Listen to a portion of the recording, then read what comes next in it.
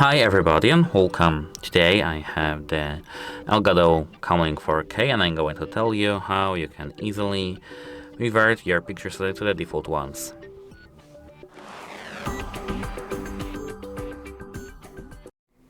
So as you can see, these are my pre-saved settings. If I change them, as you can see now, we have the save button. And for example, you did something like that and your image looks just terrible.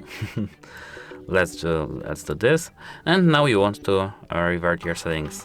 Don't click save because your settings will be saved. Instead, click this revert button actually, near the picture. And as you can see, your saved settings are now brought back.